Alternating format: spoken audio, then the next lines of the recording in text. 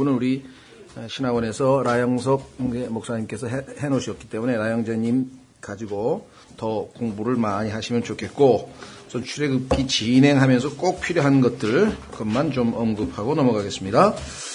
예, 우리는 25장에서 하나님께서 이제 이 재료를 말씀하셨죠. 어떤 것을 가져오라 하면서 25장에 보면은 여러 가지 재료들을 말씀하셨는데, 그 재료들이 이제 여러 그 기구들을 만들면서 언급이 되고 있습니다.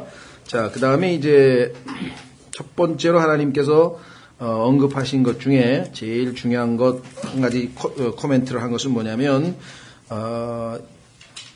2절, 25장 2절에 성막을 짓는 그 봉사를 할 때에 하나님 앞에 뭔가를 바칠 때에는 뭐라고 되어 있는 거 하니, 25장 2절에 이스라엘 자손에게 말하여 그들이 내게 헌물을 가져오게 하라. 또 너희는 마음에서 즐거이 그것을 내는 모든 자로부터 나의 헌물을 취할지니라. 하나님 앞에는 즐거이 내든지 아니면 안 내든지가 낫지, 마음에 찜찜한 데는 오히려 하나님 앞에서 합당치가 않다 그랬습니다. 자, 그 다음에 두 번째 우리가 또 중요한 것은 8절에 또 내가 그들 가운데 거하도록 그들이 나를 위해 성소를 만들게 하라. 중요한 건데요. 하나님께서 우리 안에 가운데 거하시기를 원하신다. 교제 요청을 하신다.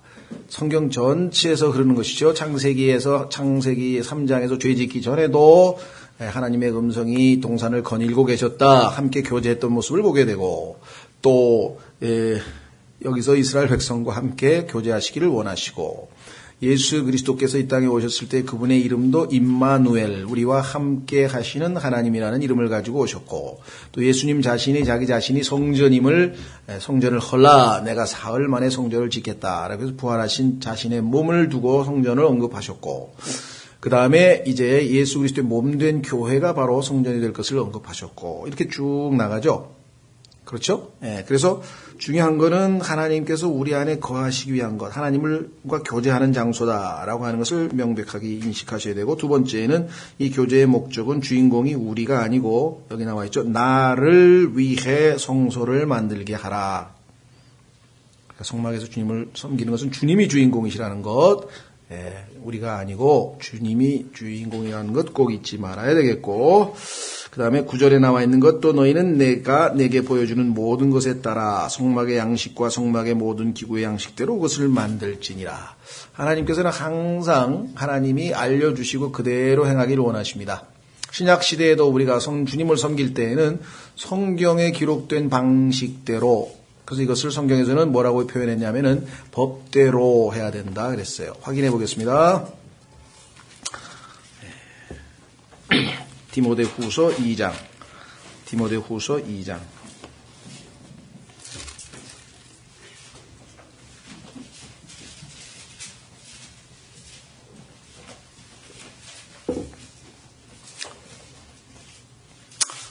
디모데후서 2장에 말씀했습니다. 5절. 디모데후서 2장 5절. 또한 사람이 우승하려고 애써도 적법하게 애쓰지 아니하면 관을 얻지 못하며. 자, 우리가 운동 시합에 나가서 이제 이 승리를 하기 위해서 애를 쓰지만 법대로, 규칙대로 하지 않고 파울을 한다든가 반칙을 한다든가 또 무슨 약물 복용을 한다든가 어떤 다른 여러 가지 부작용, 이렇게 이 규칙에서 어긋나면 징계를 받거나 아니면 그 자격을 박탈당하거나 심지어는 또 무슨 벌금을 물 수도 있고 이렇게 되겠죠. 자, 그래서 하나님께서도 성막을 지을 때 미리 보여주신 그대로 하라 이렇게 했습니다. 우리가 제멋대로 하면은 거기에서 많은 부작용이 생기는데, 실제로 보니까 하나님께서 하지 말라고 하는 방식대로 했던 사람이 민수기 10장에 보면 나와요. 그래서 그걸 우리가 이상한 불이라 그랬는데 기억나시죠? Strange fire. 하나님께서는 이 성막이 다 완성된 다음에 하나님께서 흡족하게 그것을 받으셨다. 하나님이 받으셨다는 증거로 하늘에서 불이 내려와서 그 번제단에 있는 제물을 태우셨어요. 그래서 그 불만 써야 돼, 앞으로. 다른 불을 쓰면은 다 반칙이야.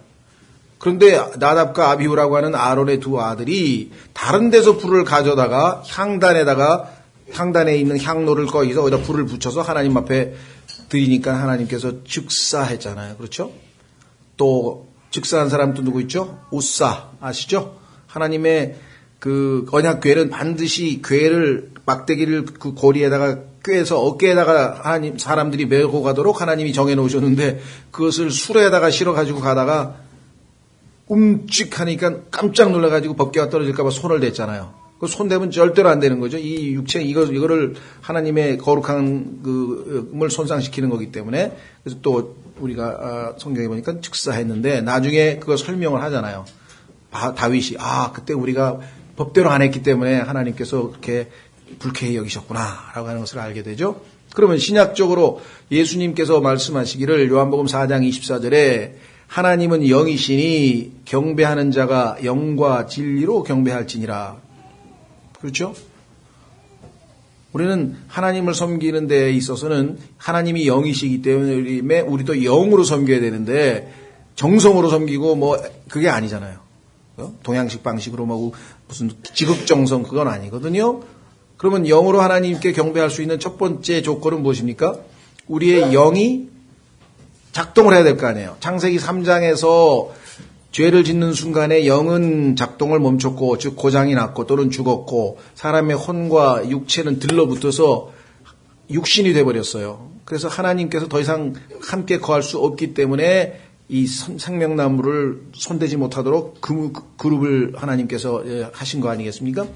그런데 이 죽은 영으로는 영이신 하나님과 접촉을 할 수가 없어요. 커뮤니케이션이 안 돼, 소통이 안 되고 그래서 예수 그리스도를 구원자로 영접하는 순간에 하나님의 영이 우리 안에 들어와서 이 죽은 영을 살리시고 우리의 혼을 육체와 갈라내셔서 해방시키셔서 이제 우리의 속사람은 우리가 속사람을 따라서 즉 내 안에 들어와 계신 성령님을 쫓아서 살아갈 수 있도록 하나님께서 모든 걸 조치를 해놓으셨으니 경배도 이제 영과 진리로 이렇게 해야죠. 그래서 정말 내가 구원받은 사람이니까 영이신 하나님께 영으로 그래서 바울도 로마서 1장 9절에서 내가 내 영으로 섬기는 내 하나님께서 이런 표현을 쓰고 있어요. 그리고 서신서에서도 뭐라고 얘기하냐면은 하나님의 은혜가 내 영과 함께 있을지어다. 왜 자꾸 그 영과란 말을 썼냐면은 우리가 하나님과 접촉하는 기관은 영이란 사실을 계속해서 성경에서 여러 번 강조하고 있다는 것을 우리가 놓치지 말아야 되겠고 심지어는 스가랴서 12장 1절 기억나시는지 모르겠어요. 여러 번 찾아봤는데 그렇죠? 자 다시 한번 확인해 보겠습니다. 왜 그게 중요한 거냐? 우리는 하나님께 나아갈 때 스가랴서 12장 1절 이스라엘을 위한 주의 말씀에 엄중한 부담이라 주 곧 하늘들을 펼치고 땅에 기초를 놓으며 사람 속에 사람의 영을 짓는 이가 말하노라. 하나님께서 자신을 소개할 때 하늘들을 펼치고 땅에 기초를 놓으신 분 여기까지 이해가 돼요. 창조주 하나님이시구나. 그런데 갑자기 뭐 사람을 지으신 분 뭐 이렇게까지 얘기해도 맞아요. 인간도 창조하셨지. 그런데 왜 하필이면 사람의 영혼 몸새 중에서 사람 속에 사람의 영을 짓는 이가 말하노라 하면서 이렇게 구체적으로 이렇게 어떤 그 디테일하게 그거를 딱 염두에 두고 얘기를 했는가? 그것은 하나님께서 우주 만물을 창조하신 목적은 자 순서대로 하늘은 성경에 보니까 땅을 위해서 창조했다고 써 있죠. 그래서 하늘의 별 이렇게 빛나는 별 하늘 해 달 이런 것들은 다 땅을 위해서 땅이 돌아갈 수 있도록 하기 위해 했다고 창세기 1장에 써 있단 말이죠. 그 다음에 땅은 성경에 보니까 하나님께서 온갖 식물들을 또 먹을 것 입을 것 다 이렇게 해서 우리 인간들에게 필요한 모든 것들을 갖췄으니까 우리 인간들을 위해서 사람들을 위해서 하나님이 지으셨잖아요. 그렇죠? 그러면 사람은 누구를 위해서 지었냐 이 말이에요. 사람은 하나님을 기쁘시게 하기 위해서 지으셨잖아요. 하나님과 교제하기 위해서. 그렇죠? 그렇다면 하나님은 영이시기 때문에 하나님과 사람의 그 교제가 가능한 것은 인간이 영적인 존재고 영이 있기 때문이죠. 그래서 하나님께서 여기서 사람을 지으시니가 말하노라 이렇게 안 하고 더 구체적으로 사람 속에 영을 지으시니가 말하노라 이렇게 얘기를 했고, 예수 그리스도께서도 육으로 난 것은 육이요 성령으로 난 것은 영이라 할 때, 하나님이 우리 속에 지은 영은 창세기 3장에서 타락해서 죽어버렸는데 성령으로 다시 태어났다 이거예요. 그게 거듭난 거 아니에요. 다시 태어났으니까. 그렇죠? 예. 그래서 이제 그 영으로 우리는 하나님을 섬겨야 돼요. 그러니까 구원받아서 성령께서 내 안에 내주하시지 않고서는 아무리 주일 성수 아니라 뭘 해도 그건 하나님이 받으시는 경배가 될 수 없다. 두 번째, 거듭난 사람도 주제넘게, 예를 들면 나답과 아비후처럼 하나님께서 내리신 불이 아니고 자기 방식대로, 성경에 하나님께서 기록한 방식이 아니라, 그렇죠? 하나님은 반드시 번제단에서 타오르는 그 불로 향을 붙여서, 그러니까 우리가 하나님께 기도하는 것도 다 구속의 근거에서, 하나님의 십자가의 구속의 근거에서 우리가 하나님 앞에 나아갈 수 있는 것인데, 그 구속은 싹 빼버리고 자기의 정성으로 자기 방식의 불을 만들어가지고 들어갔기 때문에 문제가 생긴 것이죠. 그래서 성막을 만들 때는 항상 염두에 두는 것은 하나님이 시키는 대로 그대로 했다라는 것을 다시 한번 언급을 해주시고, 그 다음에 순서는 하나님에게 가장 관심 있는 것은 뭐냐, 하나님이 임재하시는 증언궤라 그랬죠. 그렇죠? 그런데 그 증언궤를 덮는 뚜껑이 있고 그 위에 그룹이 딱 내다보는데 그 뚜껑을 뭐라 그랬습니까? 긍휼의 자리라 그랬어요. 하나님께서 긍휼을 베푸시는 자리야. 거기에는 아시다시피 속에 율법이 들어가 있죠. 돌판. 왜? 그건 깨트렸어요. 벌써 어겼어요. 그렇죠? 거기에 또 반역을 해서 하나님께서 먹이신 만나가 또 들어가 있어요. 그 다음에 또 불평불만을 하면서 해가지고 하나님께서 아론의 쌍난 지팡이를 또 거기다가 집어넣으셨어요. 그래서 결국은 다 그 세 가지는 인간이 하나님을 향한 범죄와 반역과 죄인임을 입증하는 것들인데, 그것을 덮어버렸어요. 하나님께서 언약궤로, 지성소의 그 위를 속죄 자리를 만들면서 덮어버리고 그 위에다가 피를 뿌리고 그 피를 그룹이 이렇게 내려다보는 방식으로 하나님께서 만드셨잖아요. 거기가 바로 긍휼의 자리죠. 거기서만 하나님을 만날 수가 있는 거예요. 우리가 진정한 교제가 이루어지는 것이죠. 자, 그래서 거기 삼각형으로 치면 거기가 이제 맨 위에 꼭지점이에요. 그죠? 그 다음에 두 번째가 이렇게 내려면 오른쪽에 여기 나와 있는 것처럼 빵을 두는 상.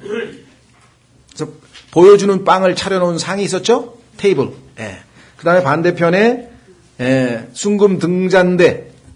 그렇죠? 그러면은 말씀의 빵, 양식, 우리의 영적 양식인 예수 그리스도를 예표하는 빵이 있고, 이쪽에는 기름으로 빛을 내는 성령님께서 계시고, 안에는 하나님 아버지의 임재가 있는 언약궤가 있고, 그렇죠? 그러면은 삼위일체 하나님이 계시잖아요.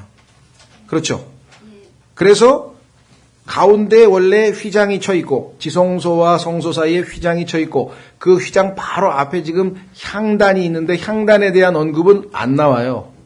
왜? 그건 순서로 보면 나중에 이제 하나님과 관련된 것들을 쭉 한 다음에 이제 드디어 28장, 29장에서 제사장의 옷, 제사장의 모든 갖춰야 될 것들을 다 한 다음에 그 제사장이 이제 번제단, 물두멍, 그 다음에 성막의 문 들어가면서 나중에 오른쪽에 빵이 있고 왼쪽에 빛이 있고 그 가운데 하나님과 교제하기 위해서 드디어 이제 향단으로 향해야 되기 때문에 향단은 30장에 가서 하나님께서 설명하고 계신다 이 말이에요. 이것이 우리의 신앙생활과도 아주 밀접한 관계가 있어요. 그렇죠? 자, 그래서 오늘은 그 세 가지를 우리가 살펴봤고, 오늘은 뭐냐? 그 껍데기, 다시 말하면 지성소와 성소를 덮는 천막, 텐트를 하나님께서 만드는데, 그 텐트를 만드는 재료가 이제 나무 있잖아요. 널빤지로 딱 틀을 갖추고 그 널빤지를 이제 덮는데, 그 덮는 널빤지 있잖아요. 널빤지가 있고 그 안에 덮는 그 덮개가 4종류가 있어요. 그래서 여기 지금 순서가 그 성막을 만드는 이걸 앙장이라고 하는데, 뭐 영어로는 커튼이면 커튼인데 우리말로는 앙장, 그러니 뭐 앙장이 뭐냐. 또 휘장이라고도 번역했다가, 이게 똑같은 영어 단어를 우리가 번역할 때는 조금 표현이 이렇게 한자말 비슷하게 좀 들어가 있습니다만 어쨌거나 그 텐트 위를 덮는 거예요. 그래서 거기를 안에는 가는 세마포로 실로 짜서 덮고 그 위에는 염소 털로 한 바퀴 더 덮고 염소 털로 짠 아주 또 이 천으로 한번 덮고 그 다음에는 숫양 붉게 물들인 숫양 근데 붉게 물들이라 그래서 이게 예수 그리스도의 죽음과 관련돼 있죠. 붉게 물들인 숫양 가죽으로 덮고 그 다음 맨 마지막에 오소리 검은 회색에 짙은 회색의 오소리 가죽으로 덮어서 방수 처리를 해서 완벽하게 이제 이 텐트를 만드는 작업이 오늘 이야기입니다. 그래서 여러분들이 여기 나와 있는 자세한 수치나 뭐 이런 것에 대해서 일일이 다 우리가 얘기를 하기가 어렵고요. 그래서 말씀드린 것처럼 그 하나하나 자세한 의미에 대해서 관심이 있으면 조금 더 관심 있는 분들은 성막 강의를 좀 살피라 그랬습니다. 그래서 지금 성막의 조감도에 보면은 그 바깥에 그 제사장 밑에 텐트 이렇게 쳐 있는 거 있죠? 지금 텐트 만드는 그 내용이 오늘 26장에 나와 있습니다. 자, 그럼 본문으로 가보겠습니다. 자, 그러면은 본문으로 가서요. 자, 또 너는 성막을 만들되 가늘게 꼰 아마 실과 청색과 자주색과 주홍색 실로 짠 10개의 앙장으로 만들며 정교한 솜씨로 만든 그룹들을 수놓아 앙장들을 만들지니 한 앙장의 길이는 28규빗이요 한 앙장의 너비는 4규빗이며 앙장들이 각각 한 치수를 갖게 할지니라. 또 5 앙장을 서로 함께 연결하고 또 다른 5 앙장을 서로 연결하며 그 연결한 것의 가장자리로부터 한 앙장 끝단에 청색 고리들을 만들고 둘째 것에 연결한 것의 다른 앙장 맨 끝단에도 그와 같이 할지니라. 너는 한 앙장에 고리 50개를 만들고 둘째 것에 연결한 것의 앙장 끝단에 고리 50개를 만들어 그 고리들이 서로를 붙들게 할지니라. 너는 금으로 걸쇠 50개를 만들고 그 걸쇠들로 앙장들을 함께 연결하여 그것이 한 성막이 되게 할지니라. 그렇죠? 직접 실습을 해가면서 만들어가면서 하면 참 좋겠는데 이게 그렇죠. 이게 읽어보면 하여간 이렇게 해서 고리까지 만들어서 5개를 연결해서 이렇게 해서 덮는 거구나. 너무 길게 한꺼번에 다 만들 수 없으니까 대충 우리가 짐작해 볼 수 있는데요. 자, 여기서 한 가지 짚고 넘어갈 것 몇 가지를 보면 앙장이란 단어 영어로 커튼이라고 했고요. 그 다음에 덮개란 말이 또 뒷부분에 나옵니다. 커버링이란 단어가 한번 나오고 그 다음에 텐트란 말도 나오고 그래서 이 덮개의 이름은 몇 가지가 되는구나. 그 다음에 가늘게 꼰 아마실이라고 그랬나요? 여기 지금 뭐라고 표현했나요? 가늘게 꼰 아마실이란 표현이 나와 있는데 흰색입니다. 그래서 이 흰색에다가 이제 술을 놓아서 청색, 자색, 홍색 실로 그룹들을 수놓았는데 그룹은 아까도 말씀드린 하나님의 지난번에도 공부했지만 하나님의 임재와 관련이 돼 있잖아요. 그렇죠? 그러니까 지성소 안에는 그룹들이 실제로 조각해가지고 만들어서 이렇게 금으로 입혀가지고 있는 것이고 여기는 수만 놓은 것이에요. 그래도 여전히 성소에도 하나님의 임재가 함께한다는 사실을 우리가 성소에 들어가자마자 볼 수가 있죠. 들어갔는데 이렇게 하얀 게 이런 게 천으로 돼 있어요. 하얀 천으로 돼 있는데 거기에 실로 그렇죠? 실이 쫙 하얀 실로 만든 그 위에 수를 청색, 자색, 홍색으로 당연히 지난번에도 공부했지만 청색은 하늘에 관한 색이고 홍색은 피에 관한 색이고 두 개를 합치면 왕권을 상징하는 자주색이 나온다라고 성경에서 우리가 언급을 했었던 것을 기억하시죠? 자, 그래서 이 만드는 내용에 대해서는 우리가 이 방법이 여기 나와 있는 그대로 이렇게 하면 되겠고요. 실제로 이 가늘게 꼰 아마실이라고 하는 것이 성경에 보면 대제사장의 의복, 나중에 이제 28장에 가면 대제사장의 의복에는 에봇이 있고 속옷이 있고 반바지가 있고 다양하죠. 그 다음에 또 제사장들, 대제사장 밑에 있는 제사장들의 옷도 거기 보면은 속옷이 있고 띠가 있고 관이 있는데 이런 것들을 반바지도 있고 다 기본 재료는 다 가늘게 꼰 아마실입니다. 또 휘장, 성막문, 뜰문, 하여간 바깥에 뜰이 있고 뜰을 전부 다 또 현수막으로 쭉 막으로 둘렸잖아요. 그것도 전부 다 가늘게 꼰 흰 실로 만들게 되죠. 기본 재료예요. 그러니까 뭐 엄청나게 많은 아마 그 옷감을 만들었다고 하는 것을 보게 되는데, 여기에 대해서는 이 아마실에 대해서는 계시록 19장 8절에서 이것이 바로 성도들의 의라 그랬어요. 우리가 예수 그리스도로 말미암아 의롭게 되었죠.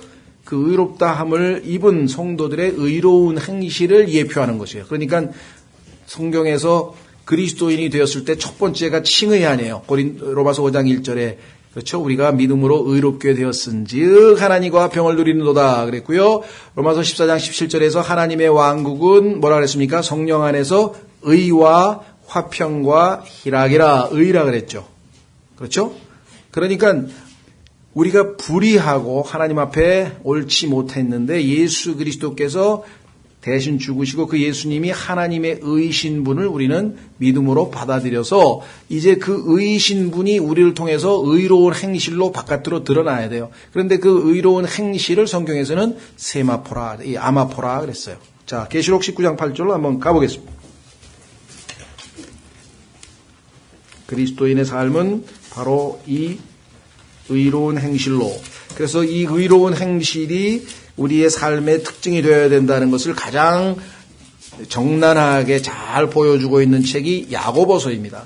야고보서는 그리스도인의 삶이 의로운 행실이 되어야 된다는 것을 보여주는 것인데요. 자, 계시록 19장 찾으셨습니까? 8절. 또 그녀가, 여기 나오시면 어린 양의 혼인잔치에 이르렀고 아내가 등장하는데 여러분과 저의 모습이죠. 계시록 19장 7절. 우리가 즐거워하고 기뻐하며 그분께 존귀를 돌릴지니 어린 양의 혼인잔치가 이르렀고 그분의 아내가 자신을 예비하였도다. 또 그녀가 깨끗하고 희고 고운 아마포, 나왔죠? 깨끗하고 희고 고운 아마포 옷을 차려입도록 허락하셨는데 그 고운 아마포는 성도들의 의인이라 하더라. 그렇죠? 예. 그래서 우리 그리스도인의 삶이 의로운 삶이 되어야 된다. 그래서 결국은 성경을 주신 목적도 처음에 어떻게 합니까? 하나님께서 우리에게 교리를 알려주시죠. 무엇이 참이고 무엇이 거짓인지를 일단 알아야 되니까 우리가. 그래서 성경을 주신 목적은 모든 성경은 하나님의 영감에 의하여 주어진 것으로 이는 첫째 뭐라 그랬습니까? 교리와 책망과 바로잡음과 의로 훈육하기에 유익하니. 그러니까 처음에 교리를 배웁니다. 아, 이것이 옳고 이것이 그런 것이었구나. 구원에 관해서, 교회에 관해서, 종말에 관해서, 또 성령에 관해서, 하나님에 대해서 다 배웁니다. 하나둘씩 배우니까 아, 이것은 맞는 교리고 이것은 잘못된 것이구나. 이것이 건전한 교리고 이것이 거짓 교리구나. 하나둘씩 배워가면서 이제 빛이 임하면서 밝아지기 시작합니다. 그런데 그 교리를 배우다 보니까 뭐가 드러납니까?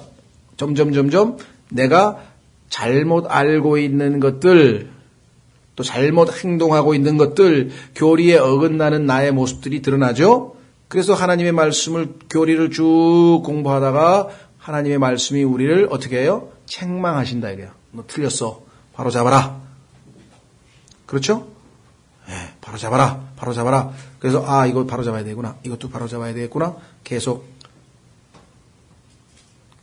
그런데 그 책망을 하나님이 하셨을 때 잘못했습니다. 고치겠습니다. 하고 순전한 마음으로 하나님 앞에 나아가면은 결과가 바로 잡은 correction이라고 하는 결과가 나오는데, 그렇죠?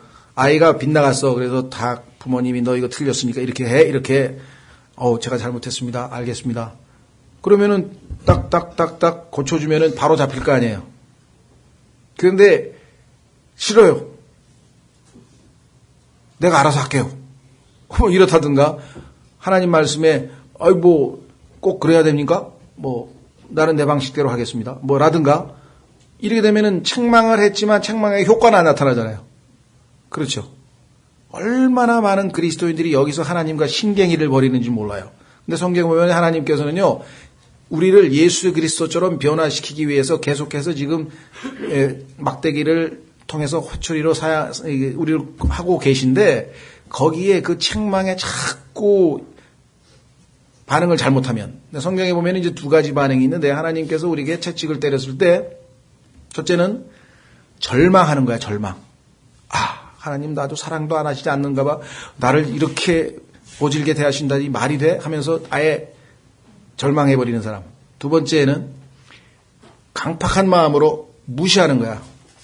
더 때리세요? 아프지도 않네. 뭐 때리세요. 그렇죠. 어렸을 때 보면 아주 이 부모에게 대드는 애들 보면 그러잖아. 때려. 아유, 막 엄마한테 막 아버지한테 막 이래가지고 성경에 보니까 그러면 더 맞는다고 써 있는데 어찌하여 네가 더 맞으려고 그러느냐 하나님께서 이사야서에 말씀했는데 그렇게 이스라엘은 아주 하나님 앞에 대들어가지고 손해를 많이 봤어요. 많이 맞았대. 지금도 고등학교 다닐 때 그 친구 이름도 아니죠. 고창업. 이름이 고창업이야. 지금 사장이야. 무슨 회사 큰 사장인데 야, 이제 학교에서 유명했어요. 그냥 한 100대 맞았을 거야. 아마 야구 빠따로 거의 뻗었어요. 잘못했다고 얘기를 하라 그랬는데 때려요. 더 때리래. 선생님은 더 화가 나는 게 이제 막 그런 친구가 하나 있었는데 뭐 수업 시간에 안 들어오고 점심 먹고 나서 저 등나무 밑에 가서 자고 있었어요. 그래서 데리러 갔어. 그랬더니 늦게 왔는데 수업 시간 안 들어오고 그랬으니까 이제 잘못했다고 해야 되는데 뭐 깜빡 잠이 들었다든가 뭐 얘기를 하면 되는데 끝까지 잘못했다는 소리 안 하더라고. 어쨌거나 correction이 있어요. 얼마나 감사합니까? 잘못된 거를 바로 잡아주면은 감사한 거죠. 그렇게 되면 그때부터는 뭐야? 올바른 삶을 살아갈 수 있잖아요. 의로 혼육하게 해주니까. 그렇죠? 그것이 우리를 예수 그리스도처럼 하나님께서 만드시는 4단계 작업이에요. 교리를 가르치시는 거예요. 부지런히.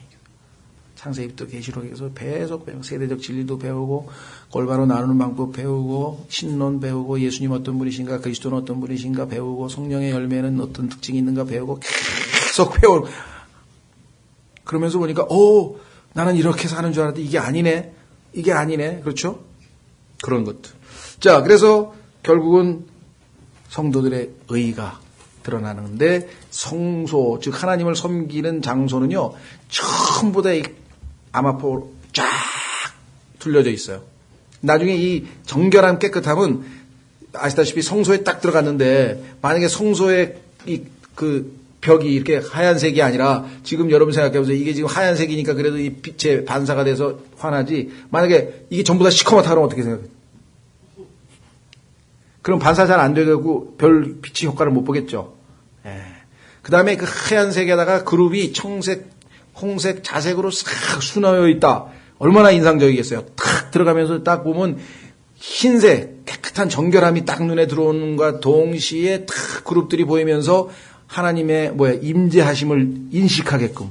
그렇죠? 경외, 우리의 어떤 두려움, 하나님을 향한 두려움이 탁 이렇게 오면서 조명이 쫙 비치고 오른쪽에 먹음직한 빵이 두 줄로 쫙 있고 거기서 이제 하나님과 교제하면서 하나님을 섬기도록 나중에 하늘에 가면 이게 있는가 한번 가서 들어가 보기는 해야 될 것 같은데 하여간 정말 아마 이스라엘 백성들이 처음에 하나님께서 성전 만들려고 했을 때 그 만들어 놓고 아마 굉장히 했겠죠. 그 어떤 이 탄성이 아마 절로 나왔을 것 같아요. 자, 그래서 성도에 대한 언급을 했었고요. 그 다음에 또 우리가 살펴봐야 될 것 중에 하나, 두 번째로 한번 가보시죠.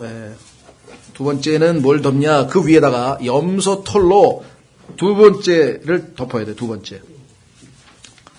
자, 염소 털로 된 것 한번 살펴보겠습니다. 7절서부터. 너는 염소 털로 양장들을 만들어 성막을 덮는 덮개가 되게 하고 11개의 앙장을 만들지니라. 아까는 10개인데 이번엔 11개네요. 뭔가 조금 더 길게 해서 이렇게 가리는가 봐요. 한 앙장의 길이는 30규빗, 아까는 28인데 이것도 조금 더 길게. 그러니까 우리가 속을 한 다음에 겉은 좀 속보다는 커야 될 거 아니에요. 그렇죠? 예.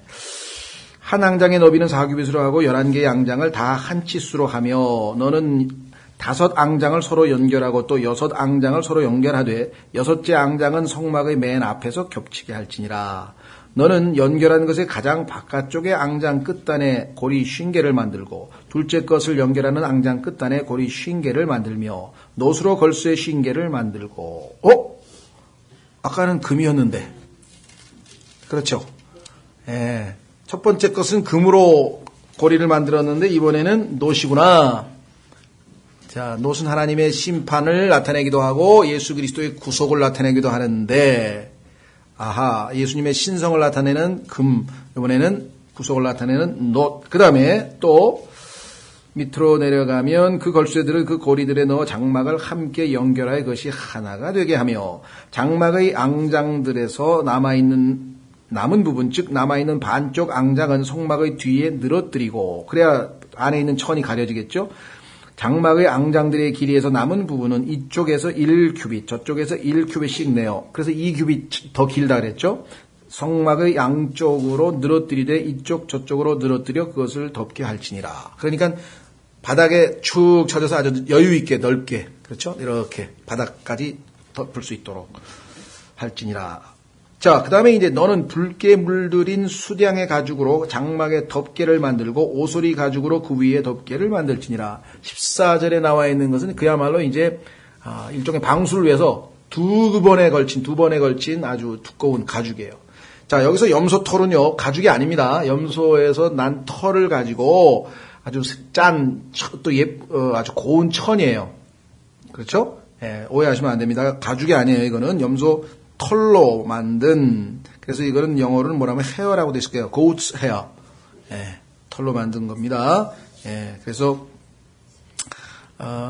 이, 4가지 재료가 여기 다 언급돼서 나오죠. 자, 그래서, 우리도 왜 동물의 이 털로 이렇게 짠 실 있잖아요.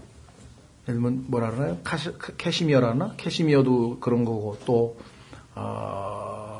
뭐라나? 알파카라나? 뭐 그런 것도 있고, 여러 가지 있죠. 그래서 그런 방식으로, 실을 해서 만들었습니다. 자, 그 다음에, 말씀드린 것처럼 이 염소라고 하는 것은 성경에서 여러 가지가 의미가 있어요. 그래서 우리가 함부로 단정을 짓진 어렵습니다. 속죄 염소, 기억나시죠? 이게 속죄 염소와 연관이 있나? 그래서 그렇게 설명하시는 분도 있어요. 그런데 성경에 보면은 이 양과 염소라고 하는 가죽은요, 또 이 궁핍과 환란에 대한 얘기도 있어요. 히브리서에 보면은 양과 염소 가죽을 이렇게 뒤집어 쓰고 또 동굴로 돌아다닌 그 박해받았던 그리스도인들의 모습이 나오고, 또 야곱이 아버지에게 나아갈 때 리브가가 염소 털로 된 거를 갖다가 싹 입혀가지고서는 그 에서가 털 많은 것 때문에 들킬까봐 못 들키게 했을 때에도 그걸 사용한 것을 또 우리가 보잖아요. 그렇죠? 예. 그래서 하여간 우리가 이 연관성 있는 거는 추정을 해보는데 이거를 그냥 단정 지어가지고 염소 털은 뭘 의미한다 막 이러면서 막 사실인 것처럼 가르쳐버리면 성경에서 그거는 설명이 되어 있는 게 아니라 추정을 한 거잖아요. 염소와 관련된 성경 구절은 여러 가지가 있는데 이 염소털은 어떤 의미에서 하나님께서 여기에 했을까? 그런 이제 우리가 추정을 해볼 수는 있지만 단정지어서 딱 하나의 의미로만 집어넣을 수는 없습니다. 그래서 해석이 분분합니다. 그래서 설명을 보면 어떤 분은 그런 쪽에서 접근하고 어떤 분은 다른 쪽에서 접근하고 막 이런 게 있어요. 그래서 아까 같은 경우도 성경에 보면 노시라고 하는 것은 주로 심판과 관련돼 있지만 또 구속과 관련된 경우도 있어요. 그래서 하나만 답을 할 수가 없잖아요. 우리가 말씀하면은 성경에서 물 할 때, 우리가 보통 물 하면은 말씀의 물로 씻는다고 해서 이제 성경을 떠오르는 사람도 있는데 성경에 보면은 이 물이 또 세상을 나타낼 수 있잖아요. 물 위에다 빵을 던지라고 했을 때. 그러니까 성경에서 한 가지만 가지고 답을 내서는 안 된다라고 하는 것을 우리가 기억하셔야 되겠죠. 자, 그 다음에 여기 나와 있는 그 가죽에 대해서 숫양 가죽이라고 했는데 숫양 가죽. 성경에 보면은 숫양은 위임, 즉 대제사장을 하나님께 위임식할 때, 우리 지금 이제 우리가 안수식을 하는데 그와 같은 이 의식을 거행해서 하나님께 이제 딱 제사장의 직무를 수행할 수 있도록 딱 안수하는 임무를 부여하는 위임식할 때 이 숫양을 바칠 때 사용됩니다. 그래서 붉은 가죽이잖아요, 더더군다나. 그러면은 아하, 예수 그리스도께서는 하나님으로부터 죄인들을 대신 죽으시는 위임을 하나님으로부터 받아서 그것을 다 수행하셨잖아요. 그렇죠? 그래서 예수 그리스도를 그와 같은 의미에서 예표할 수 있다. 이렇게도 또 설명하시는 분이 있어요. 그래서 이 성막론의 경우에는 우리가 이런 의미가 있을 것이다, 이런 의미가 있을 것이다 해서 대부분 아주 이 예표적인 의미에서 접근을 하나 그거를 아주 너무 뭐랄까 꽤 맞추듯이 그냥 하나 다 맞추다 보면은 잘못하면은 성경에 그것 이외에 다른 의미는 놓쳐버릴 수가 있다는 것이죠. 그래도 우리가 기본적으로 붉은색, 그 다음에 수양 가죽 이런 것들은 성경적으로 얼마든지 지금 우리가 영적인 교훈을 얻어내는데 전혀 무리가 없다라는 것을 우리가 기억하시고요. 그 다음에 이 바깥 오소리 가죽, 옛날 성경에는 뭐 해달 가죽이라고 한 데도 있고 이 가죽도 짐승 이름도 다양하게 다른 것 같아요. 근데 우리 성경에는 지금 영어로는 badger skin 해가지고 오소리 가죽인데 이 오소리 가죽은 그야말로 거무스름해가지고 짙은 회색이어가지고 볼품이 없어요. 그 자체로는. 그래서 그 겉은 방수 처리를 해가지고 가죽을 덮어서 이제 비가 오는데도 끄떡없이 다 이렇게 만들었지만 겉모습은 아주 볼품 없는 그냥 시커먼 텐트예요. 이 성막이라는 게. 그래서 성막을 우리가 예수 그리스도가 자기가 성전이라고 했기 때문에 예표한다고 봤을 때, 성경적으로 볼품없는 외모. 성경에 어디서 나오는데? 그러죠? 확인해 보겠습니다. 이사야서 53장. 이래서 추정을 해보니까, 그래서 겉은 그렇구나. 그렇죠? 추정해 볼 수 있습니다. 이사야서 53장, 그 유명한 표현이 나오죠. 이사야서 53장 2절. 그가 그분 앞에서 연한 초목같이 마른 땅에서 나온 뿌리같이 자랄 터이니 그에게는 모양도 없고 우아함도 없으며 우리가 그를 볼 때 그를 흠모할 만한 아름다움이 없도다. 그는 사람들에게 멸시를 당하고 거부되었으며 슬픔의 사람이요 고통을 잘 아는 자라. 그런데요, 아까도 말씀드렸죠. 겉으로 보면 엄청나게 볼품이 없지만 안으로 들어가면 엄청나게 아름다움을, 문제는 안에 누구나 들어갈 수 있는 게 아니라는 거죠. 제사장들만 들어갈 수 있는데 신약에서 예수 그리스도의 아름다움을 목격할 수 있도록 안으로 들어갈 수 있는 자들은 제사장들이 된 여러분과 저 이외에는 예수님이 얼마나 아름다우신 분인지를 몰라요. 세상 사람들은. 이 세상에서 예수 그리스도를 만나서 그분이 누구이신지를 차근차근 배워간 사람일수록 그분의 아름다움에 다 우리는 반하는 거죠. 그렇죠? 예. 자, 그래서 성경에 보면 베드로전서로 가면 여러분과 제 신분이 제사장이라는 것을 인식을 하면 그렇지. 예수 그리스도는 겉으로 보기에는 세상 사람들이 볼 때에는 별 볼 일이 없지만 우리 그리스도인들에게는 이분보다 더 사랑스럽고 아름다운 분이 없잖아요. 오죽하면은 솔로몬의 아가에서 나의 사랑하는 이는 온통 사랑스러우시도다. 여러분은 예수님이 얼마만큼 사랑스러우십니까? 네? All together lovely. 거기까지 가셨나요? 그 수준까지? 그러면 여러분에게는 더 이상 불평이고 불만이고 없어. 항상 기쁨과 만족해서 성령 충만하게 사는 수밖에 없는 거죠. 자, 베드로전서 2장으로 가보세요. 여러분과 제가 제사장이죠. 혹시 아마 여러분들 중에는 그 만인 제사장 직분이라 이런 얘기 들어보셨죠? 종교 개혁을 하기 전에 로마 가톨릭 교회에서 제사장이란 단어, 그런 이제 로마 가톨릭에서는 우리나라에서는 제사장이라는 말 대신에 사제라고 하는 말을 쓰는데 사제 들어보셨죠? 근데 사제라고 하는 것은 번역은 똑같아요. 영어는 그냥 하나예요. priest. priest라고 하는 단어를 우리 성경에서는 제사장으로 번역했는데 가톨릭 사람들은 그냥 사제라고 번역을 해요. 그렇죠? 그런데 얼마나 아까 얘기했죠. 처음에 성경을 공부할 때는 뭘 공부하라고요? 무엇이 진리고 무엇이 거짓인지 교리를 배우라 그랬잖아요. 그럼 성경에서 말씀하시는 제사장이라고 하는 교리는 누구를 제사장이라고 할까? 구약은 우리가 이제 봤어요. 레위 지파 중에서도 누구누구가 제사장이고 아론의 지파에만 대제사장이 나오고 쭉 배웠다. 근데 신약에서는 누가 제사장이냐? 그런데 로마 가톨릭 교회에서는 구약 방식으로 생각해가지고 로마 가톨릭 신부님들만 소위 말하면 제사장이다. 이렇게 얘기를 해요. 그를 가르친 사람이 오리겐이라고 하는 학자들이었고 그 이후로 인해서 제사장과 소위 말하면 이 백성, 그래서 평신도와 성직자의 계급이 갈라졌어요. 그래서 오늘날도 이 흔적이 일반 개신교회에도 많이 남아있잖아요. 그렇죠? 예, 그래서 그 제사장에 대해서 알고 계신 분들은 그 얘기 하잖아요. 지난번에도 서정남 목사님 오셨을 때 그 얘기잖아요. 저 여기 안 올라가 앉아 있습니다. 그래서 우리 교회는 위에 의자가 없어요. 예. 그러니까 보통 교회 가면 이제 초청받은 강사 뒤에 떡 앉아 있잖아요. 무슨 뭐가 이제 좀 구분이 되는 것처럼. 예. 자기 여기 앉아 있다가 올라가신대. 우리는 위에 의자 없으니 걱정 마세요. 저 아래 있어요. 아래. 그러니까 사제와 평신도 이걸 나눠요. 근데 성경에 보니까 누가 사제예요? 우리가 제사장이죠. 그 다음에 성자를 갖다가 추인해서 무슨 성인 봉헌식을 하고 막 또 하잖아요. 아니 근데 예수 그리스도를 믿은 사람들은 예수님의 피로 다 거룩하게 된 성인이야. 우리가 세인트야. 성자, 우리가 성자야. 민망스럽지만 하나님이 우리를 성자라 그랬으니까 성자 어떡하겠어요. 성도라 그러죠. 우리는 그래서 그냥 성도, 우리 성자의 무리들의 성도라고 하는데 성도, 성자, 성인 다 같아요. 그런데 일상 사람들은 제가 성인입니다. 웃기지 마라. 좀 창피하죠. 왜? 그래, 신부는 성인 맞아. 근데 내 행실이 성인답지 못한 건 좀 있지. 그래도 신부는 성인이야. 어쩔 수 없어. 왜? 하나님이 성경에다 정했으니까. 그러니까 제사장이야.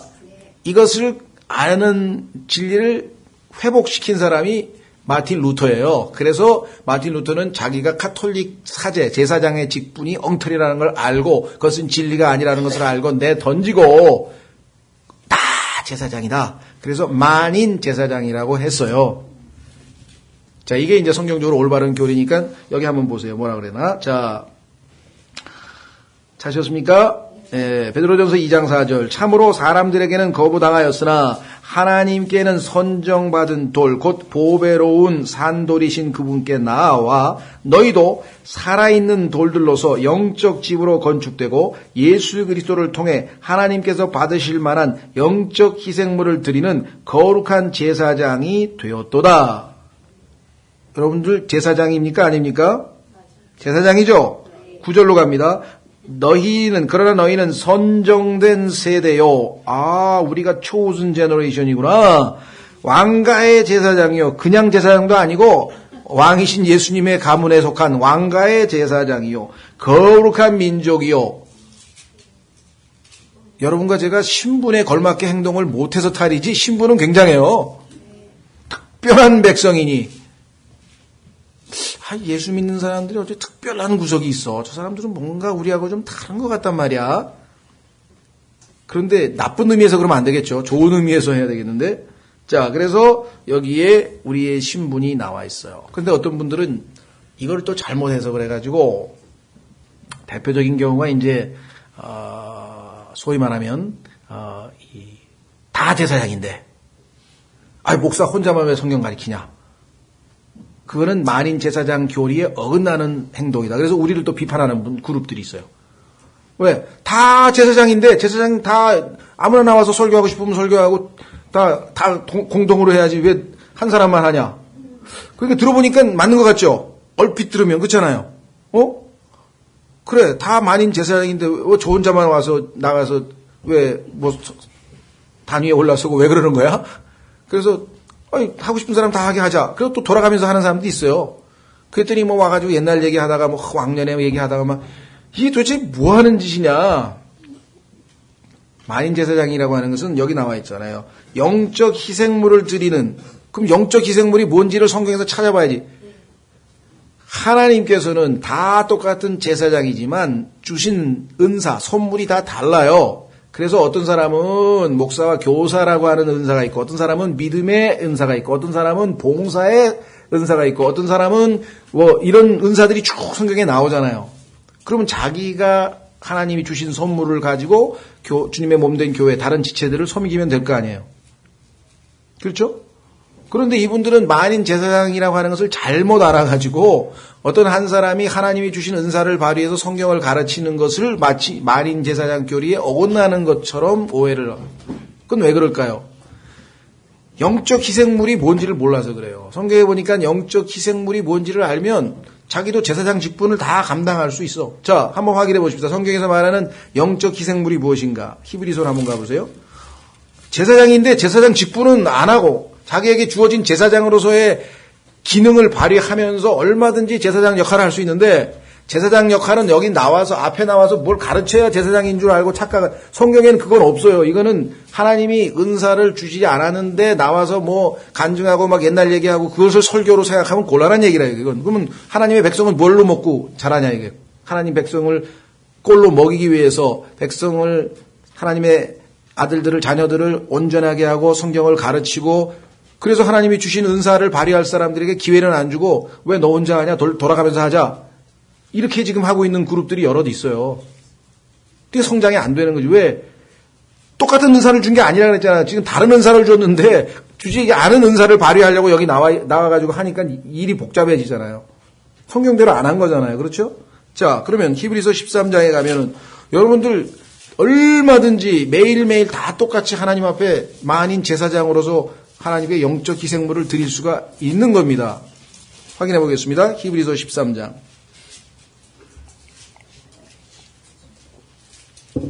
찾았습니까? 예. 15절. 히브리서 13장 15절. 그러므로 우리가 그분으로 말미암아 계속해서 찬양의 희생을 하나님께 드리자. 아, 과거에는 짐승을 잡아서 조각을 내서 태워가지고 하나님 앞에 그냥 고기 냄새 촥 진동하면 하나님이 흠양하시면서 기뻐하셨는데, 그런 제물이 아니라 그런 물질적인 제물이고, 이번에는 하나님이 기뻐하시는 것은 찬양의 희생이구나. 이번에 희생 제사는 뭐냐? 찬양의 희생이라. 하나님, 제가 주님의 보배로운 피로 구속받은 하나님의 백성이 자녀가 되게 해주셔서 감사합니다. 하나님께서 다닐 수 있는 교회를 주셔서 감사합니다. 주 안에서 좋은 지체들을 만나게 해주셔서 감사합니다. 올바른 성경을 알게 해주셔서 감사합니다. 건강을 주셔서 건강한 몸으로 교회 갈 수 있게 해주셔서 감사합니다. 비록 제 아들이 교통사고로 죽었지만 주님께서 품어주셔서 그가 주님과 함께 있음을 감사합니다. 이 땅에서, 그러니까 마음의 감정적으로, 인정으로 봤을 때는 감사치 못할 순간에도 우리는 하나님께 감사할 수 있잖아요. 그렇죠? 그래서 그게 때로는 희생이 되는 거예요. 희생이라고 하는 sacrifice는 내가, 여러분들 희생하시죠? 손해보는 거 아니에요. 그렇죠? 내 감정은 슬픈데 하나님께 감사한다 이거예요. 여기 나왔잖아요. 그래서 그것은 곧 그분의 이름에 감사를 드리는 우리 입술의 열매니라. 아, 그러니까 찬양이라고 하는 것은 우리 입술로 하나님께 감사하는 거구나. 찬양에 대해서 또 많은 사람들이 오해를 하는데, 성경에서 말하는 찬양은 노래 부르는 찬송가만은 아니에요. 그것도 포함되지만 찬양은 우리가 입술로 하나님께 이러해서 감사합니다. 이게 다 하나님 앞에 영적 희생이 되는 입술의 열매예요. 그렇죠? 예, 그뿐이 아니에요. 밑으로 가보세요. 16절, 오직 선을 행하는 것과 나누어 주는 것을 잊지 말라. 하나님께서는 이 같은 희생을 매우 기뻐하시느니라. 구원받고 나서 이제는, 과거에는 하나님을 기쁘시게 할 수 없었던 존재였죠. 왜? 하나님을 안 믿었으니까. 믿음이 없이는 하나님을 기쁘시게 하지 못한다고 이브리서에서 말씀했는데, 이제 믿음을 얻었으니까 이제는 하나님을 기쁘시게 할 수 있는데, 구체적으로 어떻게 하나님께서 기쁨을 얻으시는가 보았더니, 하나님은 희생, 흠양, 냄새를 맡으실 때 희생하시는데, 찬양의 희생, 즉 하나님에게 입술로 감사합니다, 하나님 감사합니다 할 때 하나님께서 그래, 네가 만인 제사장으로서 제사장 직분을 잘 수행하고 있구나. 네가 영적 희생물을 나에게 잘 드리고 있구나. 그게 매일매일 여러분이 영적 만인 제사장 역할을 하고 있는 거예요. 뿐만 아니라 여기 뭐라고 얘기를 했습니까? 뒤에 선을 행하는 것과. 자, 여기서 선이라고 하는 것은 세상에서 말하는 착한 일만을 얘기하는 건 아닙니다. 세상에서 얘기하는 착한 일과 성경에서 말하는 선이 겹칠 수도 있어요. 그러나 그러지 않을 수도 있어요. 이것은 하나님 보시기에 좋은 거예요. 창세기 1장에도 하나님이 보시기에 첫째 날 좋았더라 했죠? 왜 둘째 날에는 좋았더라 안 했을까요? 둘째 날에는 하나님께서 보시기에 좋았다란 말이 없어요. 요런 거를 공부하는 거를 성경 공부라는 거예요. 아, 이상하네.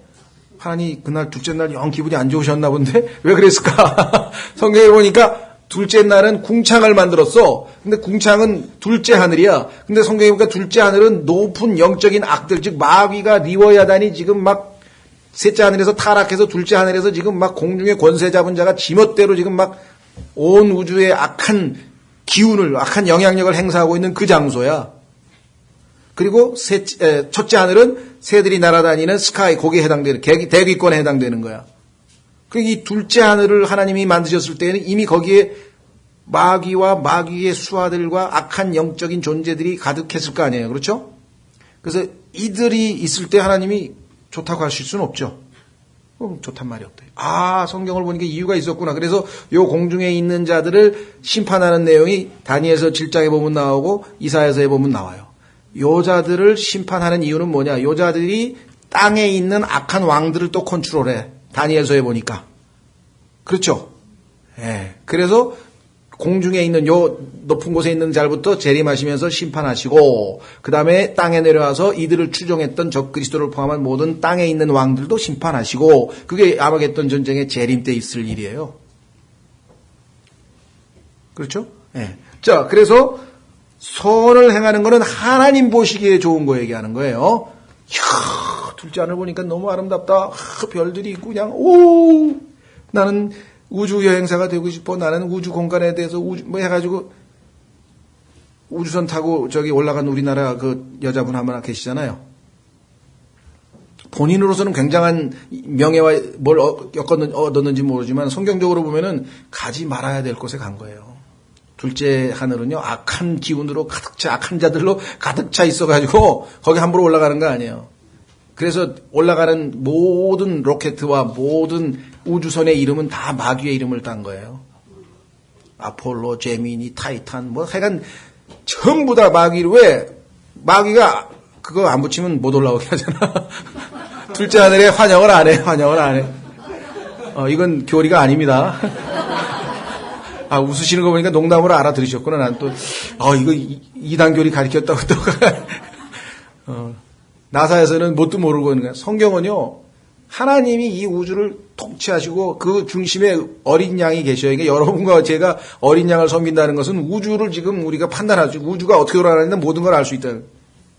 자, 선을 행하는 것. 그 다음에 나누어 주는 것을 잊지 말라. 16절, 이 나누어 준다는 얘기는요, 커뮤니케이트예요. 그러니까 우리말로는 나누어 주지만 주고받는 거예요. 내가 형제에게 어려울 때 기도해주고 형제는 자매님 요즘에 보니까 어려우신 것 같은데 그냥 뭐라도 하나 사다 드리고 그다음에 제가 하나님 말씀을 읽었는데 참 이런 은혜를 받았어야 하고 또 나누어주고 영적인 은혜를 또 저쪽에 나누어주고 주고받고 하나님께서 그것을 희생물로 받으셔서 기뻐하신다는 거 여기 써 있잖아요. 예? 이 같은 희생을 매우 기뻐하시느니라. 그러면 선을 행하는 것, 나누어주는 것, 그 다음에 여기 보면은 찬양의 희생이 있고요. 나중에 시간이 없으니까 로마서에 보면은 이방인들, 구원받지 못한 사람을 구원시켜서 하나님 앞에 바치는 헌물, 그것도 하나님이 또 받으시죠? 그 다음에 성경에 보니까 여러분이 내는 헌금도 하나님께서는 영적 희생물로 기뻐하신다고 써 있어요. 그거를 의식하고 헌금을 내면 진짜 기쁨으로 낼 수 있는 거야. 이게 돈이 물질인 줄 알았는데 나는 하나님께서는 그 마음을 받으시나 봐. 성경에서 이것은 하나님이 기뻐 받으시는 희생인데 하나님이 진짜 기뻐한다고 써 있어요. 확인하고 다시 출애굽기로 가겠습니다. 빌립보서로 가보세요. 헌금 낼 때는 이것도 엉뚱한 데 쓰이는 거 아니야? 그런 걱정하지 마시고 이거를 하나님께서 흠양하시고 그 향기를 맡으신다니 얼마나 감사해요, 여러분. 예? 빌립보서 이 세상에서 제일 알차게 아주 그냥 효과 있게 돈 쓰는 거지. 빌립보서 2장.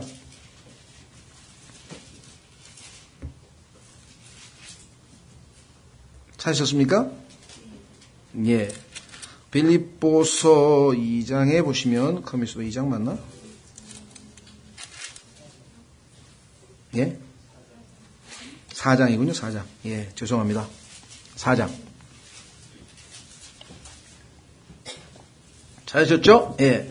빌립보서 4장 15절. 빌립보 사람들아, 이제 너희도 알거니와 복음의 초기에 내가 마게도니아를 떠날 때 주고받는 일로, 여기 나와 있잖아요. 주고받는 일로. 아까 커뮤니케이션 나왔죠? 나와 나눈 교회가 오직 너희 외에는 없었느니라. 심지어 베살로니카에 있을 때도 너희가 한 번, 그리고 또 다시 내 필요를 위해 보내었느니라. 나는 선물을 바라지 아니하며 오직 너희 회개 장부에 넘치게 될 열매를 바라노라. 바울과 같은 마음으로 헌금을 받으면 참 복된 거죠. 내 필요가 채워져서 좋다. 이거 이전에 그게 아니라 야, 저 형제가 헌금을 하나님께 바쳤는데 그것을 하나님께서 이 형제의 열매로 계산해서 하늘나라에다 회계장부에다 옮겨 적으셨으니 얼마나 저 형제가 기쁠까? 써있죠? 보세요. 뭐라고 써있나? 예. 18절 오직 내게는 모든 것이 있고 또 풍부하니라. 에바디브로디도 편에 너희가 보낸 것들을 받았으므로 내가 풍족한데 이것은 달콤한 냄새의 향기요 받으실 만한 희생물이며 하나님을 매우 기쁘게 한 것이니라. 아까 분명히 우리는 영적인 제사장이고 영적인 희생물을 바친다 그랬는데 우리가 생각할 때에는 돈이 이게 희생물? 여기 써 있어요. 하나님은 영적인 희생물로 받아주신다는 거예요. 매우 기쁘게 한 것이니라. 그런데 과부의 두랩돈 같이 그런 마음으로 드려야지. 그렇죠? 네. 잘못된 동기로 만약에 바친다면 그것처럼 또 허탈한 게 없어요. 바쳐놓고도 하나님이 연락을 안 하시면 얼마나 억울한 일이냐 이 말이죠. 그렇죠? 하나님 이건 정말 하나님이 흠양하시도록 하나님이 향기를 맡으시도록 기쁜 마음으로 내가 드리겠습니다. 그렇게. 자, 그래서 제사장만 감상할 수 있는 거예요. 아름다움을. 성소 안으로 딱 들어가면요. 캄캄한 줄 알고 딱 들어갔는데 거기서 빛이 쫙 임하면서 위에 하얀색 그 아마포가 보이면서 그룹들이 아름답게 성경에 보니까요. 정교하게 그 수가 엉성한 게 아니에요. 아주 정교히 수를 놨다 그랬어요. 작품이. 예? 요즘에 그 무슨 뭐라 그러죠? 그 이렇게 수 놓고 막 이렇게 벽에다 붙여놓는 장식품에 뭐란 무슨 줄이라 그러더라? 예, 예, 예, 테피스트리. 예.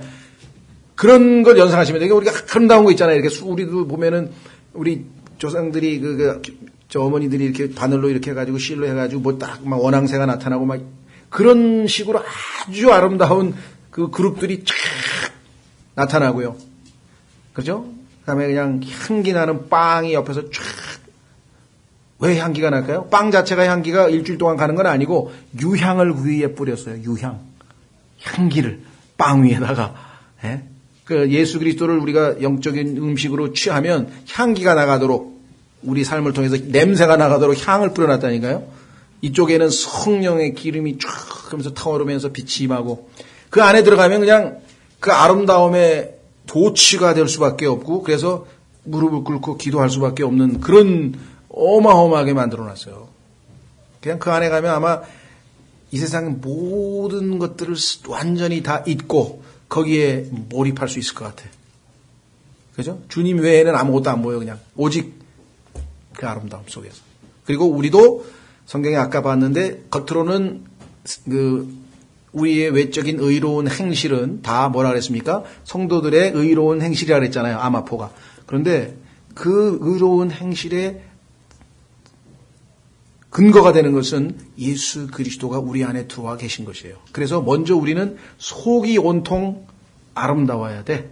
확인해 보겠습니다. 시편 45편에 보면 예수 그리스도의 신부가 묘사되어 있어요. 시편 45편 8절을 읽을 때 그냥 읽지 말고 나도 여기에 속해 있다라는 의식을 가지고 읽으셔야 돼요.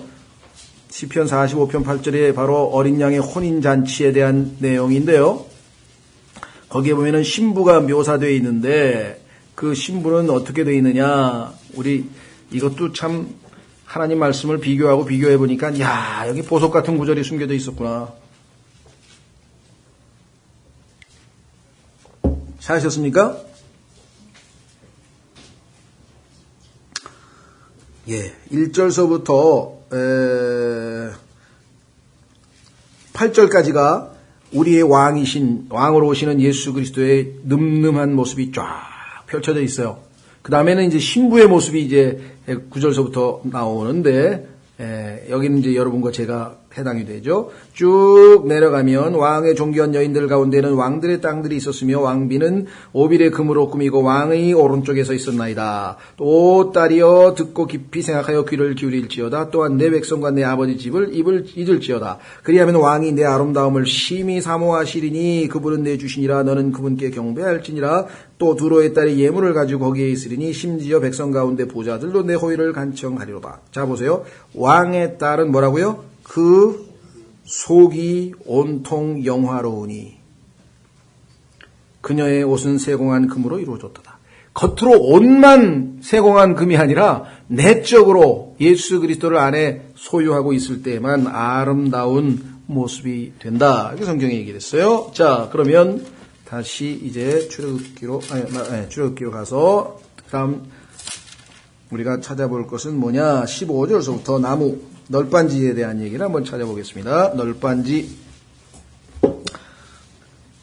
15절부터 널빤지 너는 성막에 쓰기 위해 시팀나무로 널빤지를 만들어 세우되 죄송합니다. 한 널빤지의 길이는 10규빗, 한 널빤지의 너비는 1규빗 반으로 하며 큐빗은 아시다시피 팔꿈치에서 가운데 제일 긴 가운데 손가락까지의 길이라 그랬어요. 그래서 보통 45cm로 얘기를 이렇게 보통 하는데요. 자, 한 널빤지에 촉 2개를 내되 서로 맞닿도록 가지런히 내고 성막의 모든 널빤지를 위해 그와 같이 만들지니라. 너는 성막에 쓰기 위해 널빤지들을 만들되 남쪽을 향한 남쪽 면에 널빤지 20개를 만들고, 그러니까 여러분들이 성막의 정면도면 오른쪽 긴 직사각형에서 오른쪽 긴 쪽에 널빤지 20개로 만들고, 그 다음에 그 20개의 널빤지 밑에 은으로 밑받침 40개를 만들지니, 양쪽에 하나씩 만들으니까 밑받침을 2개를 집어넣으니까 40개가 되겠죠. 또 이 널빤지 밑에도 그것의 2촉을 위해 밑받침 2개를 만들고, 저 널빤지 밑에도 그것의 2촉을 위해 밑받침 2개를 만들지니라. 너는 성막의 둘째 면에 쓰기 위해 북쪽면에 널빤지 20개를 만들고, 그러니까 아까 등잔대에 있는 쪽에도 이쪽도 또 20개, 이쪽도 20개, 그 다음에 이제 이 서쪽 뒤쪽은 6개, 앞쪽은 커튼만 치려면 문이니까 앞쪽은 필요 없죠. 그렇죠? 예. 은으로 그것들의 밑받침 40개를 만들지니, 은은 성경에서 구속을 나타내는 것, 예수님을 은 몇 개로 팔았죠? 30개? 30개로 팔았죠, 유다가. 예. 곧 이 널빤지 밑에도 밑받침 2개를 만들고, 저 널빤지 밑에도 밑받침 2개를 만들지니라. 그래서 받침이, 즉, 이 모든 성막의 그 예수 그리스도의 임재와 예수 그리스도로부터 오는 축복과 이 모든 것들의 기초는 다 뭐에 돼 있어요? 밑받침이 은으로 돼 있잖아요. 은, 구속. 너는 서쪽을 향한 성막의 면들에 쓰기 위해 널빤지 6개를 만들고, 두 면에 있는 성막의 모서리에 쓰기 위해 널빤지 2개를 만들어서, 모서리에는 또 2개를 더 만들어서 그것들을 밑에서 함께 연결하고 그것의 머리 위에서 한 고리에 함께 연결하여 그것들 2개를 다 그와 같이 만들고 그것들이 두 모서리가 되게 할지니라. 그것들은 널빤지 8개와 은으로 만든 그것들의 밑받침 16개인데, 이 널빤지 밑에 밑받침 2개, 그 다음에 저 널빤지 밑에 밑받침 2개가 있을지니라.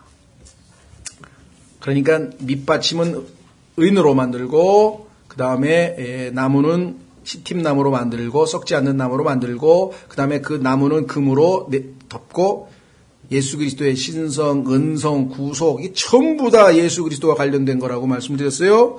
26절, 너는 시팀나무로 가로막대기를 만들되, 이게 옛날 성경에 아마 빗장으로 돼 있죠? 예, 빗장. 그러니까 이 나무와 나무가 흔들거리지 않게 하기 위해서는 빗장을 이렇게 가로질르면은 딱 고정이 되잖아요. 가로막대기들을 만들되 성막의 이쪽 면에 널빤지들에 쓰기 위해 5개, 성막의 저쪽 면이 널빤지들에 쓰기 위해 5개, 서쪽을 향한 2면을 위해 성막의 면이 널빤지들을 쓰기 위해 5개를 만들지니라. 또 너는 널빤지들 한가운데 있는 중간 가로막대기가 이 끝에서 저 끝에 이르게 하고, 길게 하면 가운데 빗장을 만들고, 널빤지들은 금으로 입히며 가로막대기들을 넣을 자리로 그것들의 금고리들을 만들고 그 가로막대기들은 금으로 입힐지니라.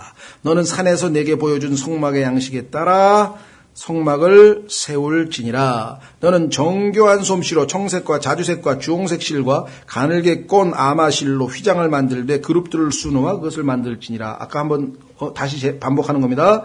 너는 시팀나무로 만들어 금을 입힌 네 기둥에 그 휘장을 걸며. 그러니까 그 지성소와 성소 사이를 가로막는 거기는 기둥을 5개를 박아가지고, 기둥을 4개죠. 기둥을 4개를 박아가지고 그 위에다가 커튼처럼 쭉 내렸어요. 그런데 그 친 휘장이 언제 찢어졌다고요?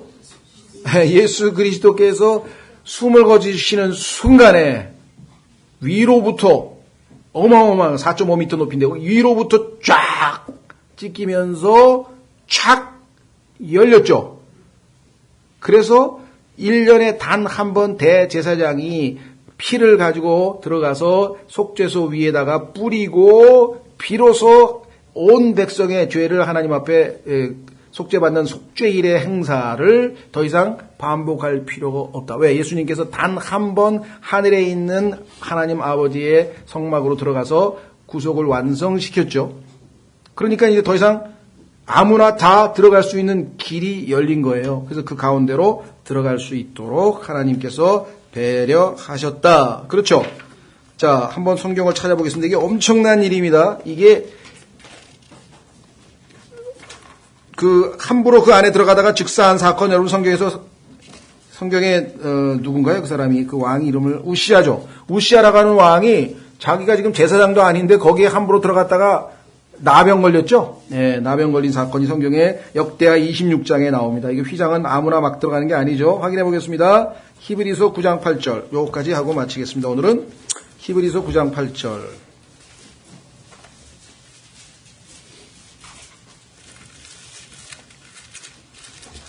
히브리서 9장 8절. 7절부터 둘째 성막에는, 아까 둘째 성막은 이제 지성소를 얘기할 때 쓰는 또 다른 명칭 중에 하나죠. 성막이 앞에 있고 그 뒤에 수 있으니까. 둘째 성막에는 대제사장이 홀로 해마다 한 번 들어가되 자기와 백성의 잘못으로 인해 자기가 드리는 피 없이는 들어가지 아니하였으니 이로써 성령님께서 표적으로 보여주신 것은 첫째 성막이 아직 서 있는 동안에는 지성소로 들어가는 길이 아직 드러나지 아니하였다는 것이라.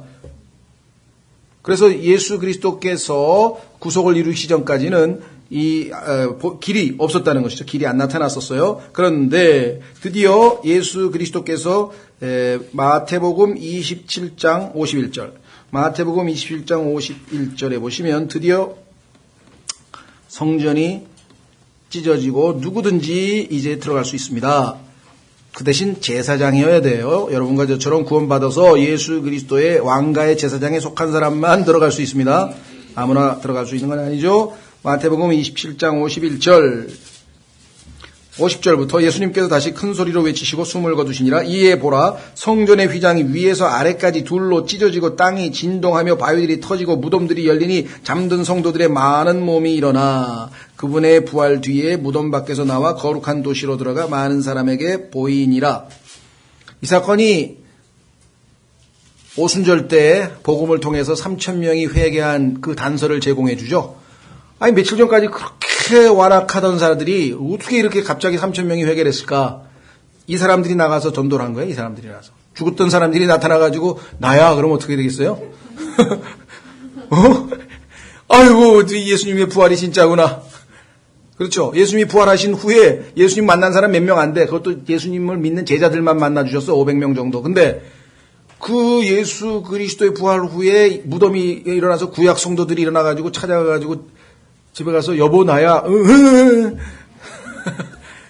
얼마나 다 이제 믿으리라 했겠죠. 그러니 뭐 오순절날 설교 한마디에 막 3,000명이 그냥 다 믿었죠. 자, 그래서 중요한 구절 어디냐? 히브리서 10장 여기까지 읽고 마치겠습니다.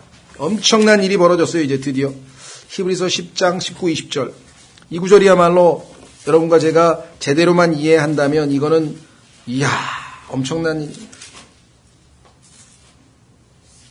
뭐 우리나라 청와대 들어가기도 쉽지 않은데요.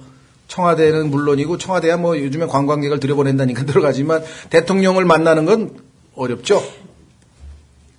웬만한 약속이 안 잡히면은 뭐 대통령은 안 만나줍니다. 그렇죠? 청와대는 들어갈지 있을지 모르겠지만 그런데 셋째 하늘에 계신 하나님의 은혜의 왕좌 앞에 우리가 담대히 항상 들어갈 수 있는 길이 드러난 거예요. 확인해 보겠습니다. 이브리서 10장 19절. 그러므로 형제들아 우리가 예수님의 피를 힘입어 새롭고 살아있는 길로 지성소에 들어갈 담대함을 얻었는데 이 길은 그분께서 우리를 위하여 휘장 곧 자기의 육체를 통해 그 휘장이 거기에 그룹도 그려져 있었는데 그 지성소와 성소를 갈라놓고 있던 그 휘장이 뭐예요? 예수 그리스도의 육체였구나. 예? 예수 그리스도의 육체를 예표하고 있는 그것이 예수님이 몸이 찢기실 때 갈라져서 드디어 길이 열린 거예요. 또 하나님의 집을 다스리는 대제사장께서 우리에게 계심으로 우리 마음이 뿌림을 받아 악한 양심으로부터 벗어났고 우리의 몸은 순수한 물로 씻겼으니 우리가 믿음의 충만한 확신 속에서 진실한 마음으로 어떻게 하자고요? Let us 그죠? 가까이 다가가자. Draw near. 하나님 앞에 가까이 다가가도 이제는 두렵지 않아. 과거에는 가까이 다가오지 말라 그래서 하나님이 멀리 떨어져 있으라. 왜? 너희는 거룩치 않으니까 다 죽으니까. 근데 지금은 가까이 다가가도 돼. 예수 그리스도로 말미암아 그분의 피로 말미암아 은혜의 왕좌 앞으로 가까이 담대히 언제든지 나아가서 뭘 얻는다고요? 우리에게 필요한 긍휼과 마저 찾고 마치겠습니다. 4장 16절. 여러분과 제가 거기 가까이 가서 뭘 한다는 거예요? 주님이 가까이 가니까 긍휼을 준비해놨어. 그 다음에 필요한 도움, 필요한 때에 도우시는 도움을 거기다가 준비하고 계셔요. 찾으셨습니까? 14절. 히브리서 4장 14절. 그런즉 우리가 위대하신 대제사장 곧 하늘들로 들어가신 하나님의 아들 예수님이 계신 줄 알므로 우리가 우리의 신앙 고백을 굳게 붙들자. 우리에게 계신 대제사장은 우리의 연약함의 감정을 몸소 느끼지 못하시는 분이 아니요 모든 점에서 우리와 똑같이 시험을 받으셨을 때 죄는 없으신 분이니라. 그러므로 우리가 긍휼을 얻고 필요한 때에 도우시는 은혜를 얻기 위해 은혜의 왕자로 담대히 갈 것이니라. 이 길을 자신의 육체가 찢기면서 우리에게 제공해 주신 분이 바로 예수 그리스도고 그것이 구약에서 지성소 안으로 들어갈 수 있는 단 한 사람 대제사장의 만 들어갈 수 있는 그곳에 모든 사람들이 들어갈 수 있도록 길을 열어주신 그것이라요. 얼마만큼 성막에 나와 있는 내용들이 예수 그리스도를 잘 보여주고 있는지. 그렇죠? 네, 이 시간에 다 같이 일어나셔서 82장, 우리 82장으로 오늘 예배를 마치겠습니다.